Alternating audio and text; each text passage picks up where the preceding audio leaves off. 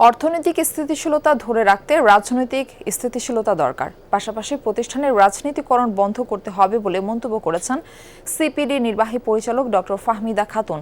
এছাড়া debate for ডেমোক্রেসির chairman Hasan Ahmed Chowdhury Kiran বলেন, ব্যবসায়ীদের জন্য অনুকূল পরিবেশ তৈরি করতে হবে, নতুবা মধ্যপ্রাচ্যের যুদ্ধ পরিস্থিতিতে ভঙ্গুর অর্থনীতিকে পুনর্গঠন করা সরকারের জন্য বড় চ্যালেঞ্জ হতে পারে।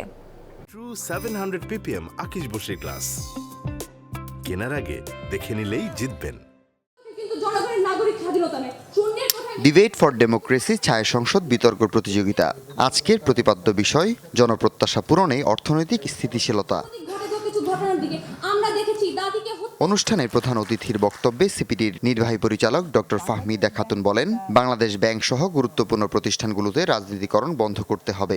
কেন্দ্রীয় ব্যাংক একটা সিক্রেট প্রতিষ্ঠান, তো সেইখানে আমরা দেখেছি যে এই প্রতিষ্ঠানকেও অন্যান্য প্রতিষ্ঠানের মতোই এই প্রতিষ্ঠানকেও একটা রাজনীতিকীকরণ করা হয়েছে।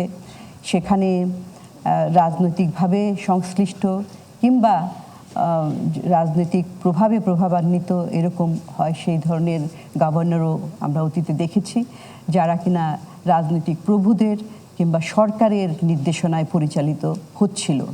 ডিবেট ফর ডেমোক্রেসির চেয়ারম্যান বলেন, বিএনপি সরকার একটি ভঙ্গুর অর্থনীতির হাল ধরেছে। অর্থনীতি পুনরুদ্ধারে ব্যবসায়ীদের জন্য অনুকূল পরিবেশ তৈরি করতে হবে বলেও জানিয়েছেন তিনি।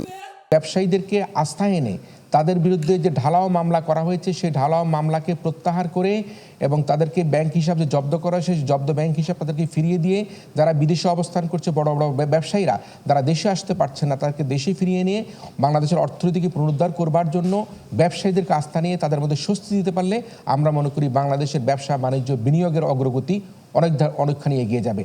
বিতর্ক প্রতিযোগিতায় ঢাকা ইন্টারন্যাশনাল ইউনিভার্সিটিকে হারিয়ে বিজয়ী হয়েছে প্রাইম এশিয়া ইউনিভার্সিটি।